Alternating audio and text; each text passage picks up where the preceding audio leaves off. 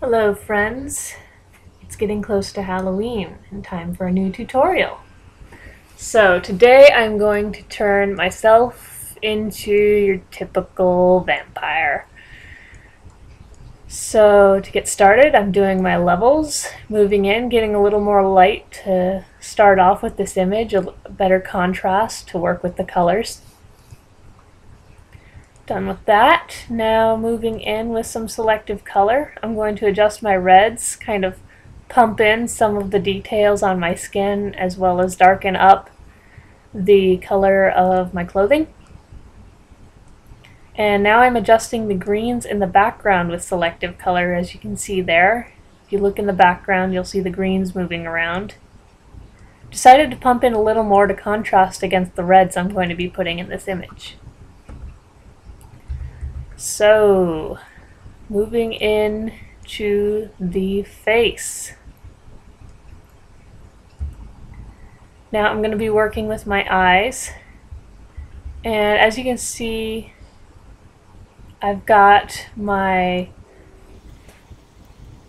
dodge tool selected, and I am highlighting my eyes mid-tone range to brighten in and bring in that unnatural bright eye color.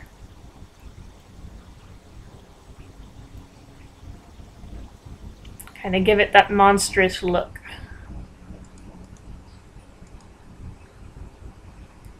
Now I've got my burn tool selected, and I'm going to go in and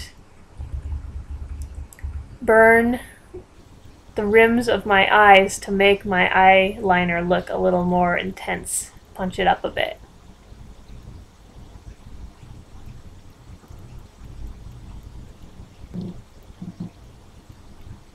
Now I'm going in and doing the same thing to my lips to pop in the color of my lips even more, kind of give it that almost caked lipstick look.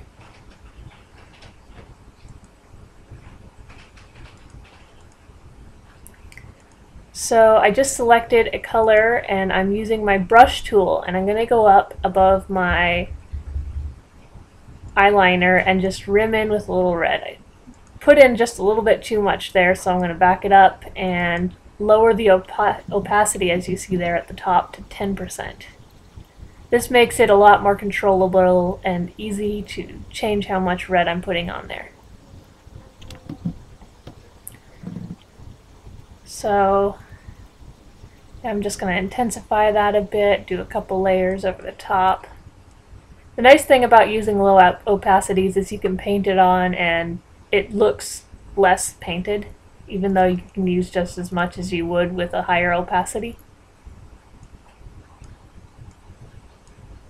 So now I'm back with my burn tool, and I am burning that color on, making it really intense and dark.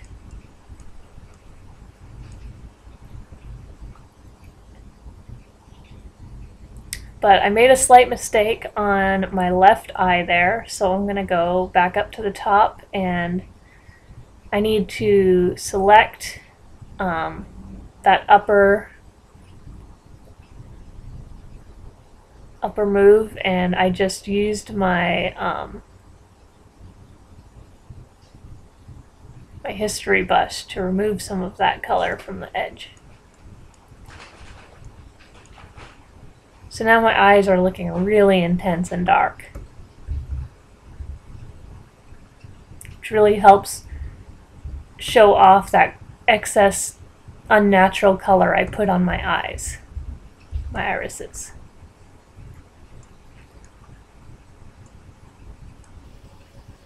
So, let's see. Now I'm going in and I am burning in my eyebrows with midtones a little bit, because my eyebrows are fairly thin and this helps intensify them a little bit.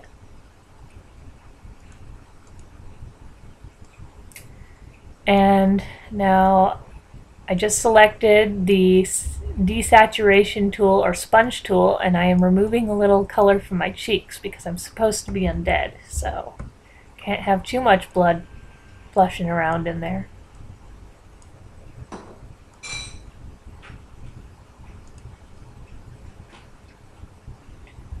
Alright, I now have the smudge tool selected from my toolbar. It's also known with the blur and sharpen tool.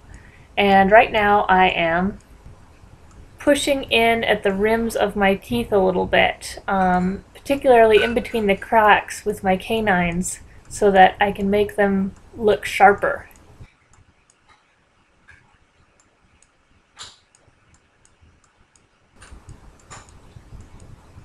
So go into the other side to do the same thing to the other tooth.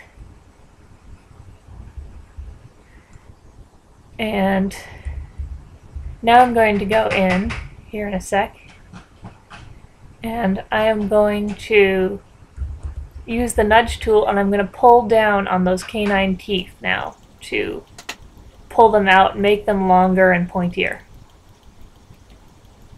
As you can see when I'm doing this though, there's not a lot of contrast, particularly on that right tooth. So I'm going to need to add back in some highlights to make the teeth look natural again and real.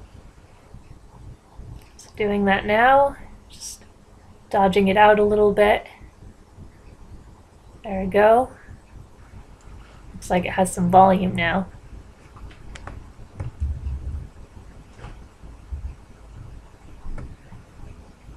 And you may have noticed while I was doing that, I have a chipped front tooth, and I am going to go back in and fix that in just a moment.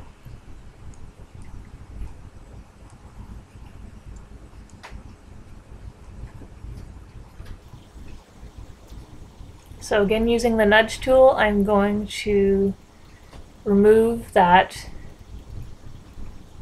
chip look, make the tooth look smooth again, match the other one up. That looks a little better.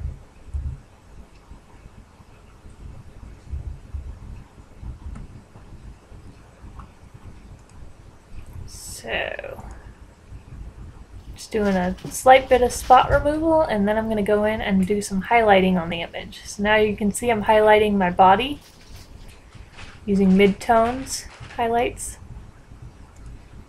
And now I'm going to go in and adjust the reds again, really intensify them. Using the darks.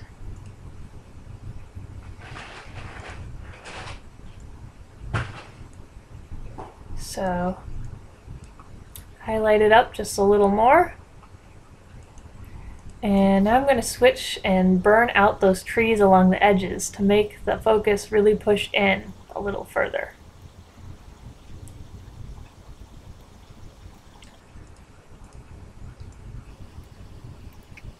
I just used some shadow burning on my body to intensify the look of the cloak and my clothing and hair and eyes. And now to do some color correction on this image now that the retouch is fairly done. So I'm just shifting my colors around, and usually I do selective color first and then color balance second, but today I'm doing the opposite. And so using my neutral tones in selective color, I can adjust the overall hue of the image.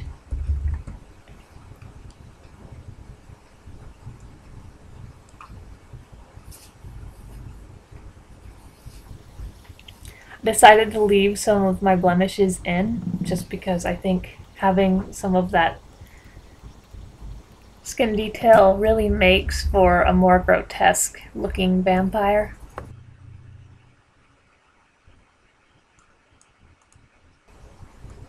And there we have it. So really shot this image from fairly neutral to fairly contrasted and more vampiric. So there you go. Thank you for watching, friends. Have fun.